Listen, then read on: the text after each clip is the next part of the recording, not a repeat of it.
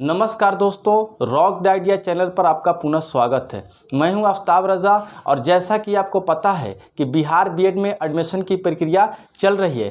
First list 26 जुलाई की आई थी, जिसका एडमिशन का प्रोसेस 10 अगस्त को बंद हो गया था। उसके बाद सेकेंड लिस्ट आई थी और वह 13 अगस्त को आई थी और उसमें एडमिशन की प्रक्रिया आज यानी 14 अगस्त से शुरू है और यह प्रक्रिया लगभग 27 अगस्त तक चलेगी। तो आपको अगर सेकेंड लिस्ट में कोई ना कोई कॉलेज अलॉट किया गया है तो आप 14 अगस्त से 27 अगस्त के बीच में आप एडमिशन ले लें। अब दोस्तों, बहुत सारे स्टूडेंट्स ने ये कमेंट किया था कि मुझे सेकेंड लिस्ट में भी कोई कॉलेज अलॉट नहीं किया गया है, तो वो ये इंतज़ार कर रहे हैं कि थर्ड मेरिट लिस्ट आएगी कि नहीं। तो आज की इस वीडियो में इसी बात पर चर्चा करूँगा।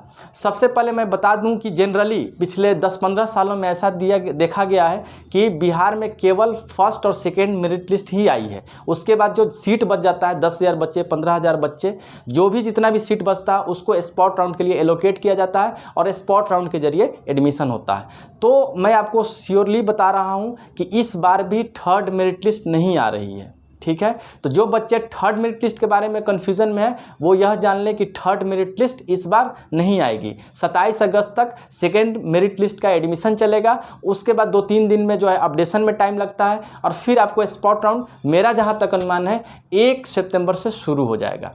तो बहुत सारे परेशानी का कारण यह होगा कि मुझे स्पॉट राउंड में कॉलेज मिलेगा यही नहीं, क्योंकि बहुत सारे बच्चों को मार्क्स कम है। तो मैं बता दूं कि थर्ड मेरिट लिस्ट अगर आती तो जिन बच्चों का मार्क्स कम था उनके लिए यह खतरा था। क्यों खतरा था? क्योंकि फिर से जिनको 60 नंबर, 65 नंबर, 70 नंबर था और जिनको कोई सेकेंड मेरिट लिस्ट में कॉलेज अलॉट नहीं किया गया था, उनको थर्ड मेरिट लिस्ट में ज़्यादा अंक जिनका था, मार्क्स था, उन्हीं को कॉलेज अलॉट कर दिया जाता। तो मान लीजिए कि फर्स्ट लिस्ट में 18,000 एडमिशन हुआ है, मान लीजिए सेकेंड मेरिट लिस्ट में 12,000 या 10,000 एडमिशन हो जाता, तो 30,000 सीट फुल हो जाता।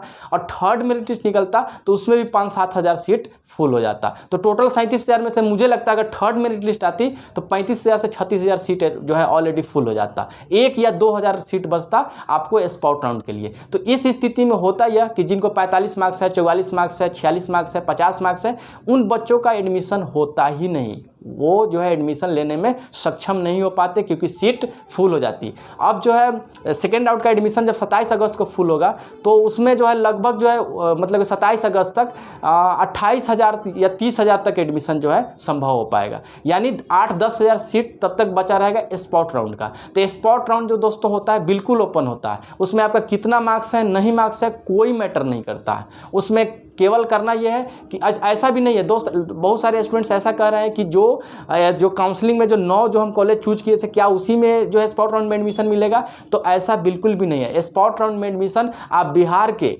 किसी भी कॉलेज में, चाहे आपने काउंसलिंग में चूज किया था या नहीं किया था, वहाँ जा करके अप्लाई होता है और वहाँ पे स्पॉट राउंड में आप एडमिशन ले सकते हैं। लेकिन दोस्तों बस एक बात ध्यान यह रखना है कि स्पॉट राउंड में चूँकि भीड़ ज़्यादा होती है, लोग घबराए ज़्यादा होते हैं, तो फीस 10-20 हज़ार बढ़ जाता है। जो कॉलेज 2 लाख में या 1,80,000 में ले रहा होता है उसमें 20,000 या 15,000 या 30,000 और बढ़ा करके स्पॉट राउंड में एडमिशन लेते हैं। तो आप उसके लिए ऑलरेडी पैसा का इंतजाम कर ले। एक और सवाल उठता है कि क्या गवर्नमेंट कॉलेज में भी स्पॉट राउंड के तहत एडमिशन होता है? तो जी बिल्कुल, सेकेंड लिस्ट जारी हुई है वो 27 अगस्त तक एडमिशन होता है। और मैं आपको बता दूं, कंफर्म कर दूं कि गवर्नमेंट कॉलेज जो भी 6-7 कॉलेज हैं उसमें भी 10 से 15% सीट, यानी 100 सीट सब कॉलेज में है गवर्नमेंट में, तो उसमें से 10 से 15 जो सीट होता है वो स्पॉट राउंड के लिए खाली रह जाता है। लेकिन उसमें मार्क्स ध्यान में रखा जाता है। अगर जितना बेहतर आपका मार्क्स है, आप किसी भी 6-7 कॉलेज में जा करके बातचीत करके अप्लाई करके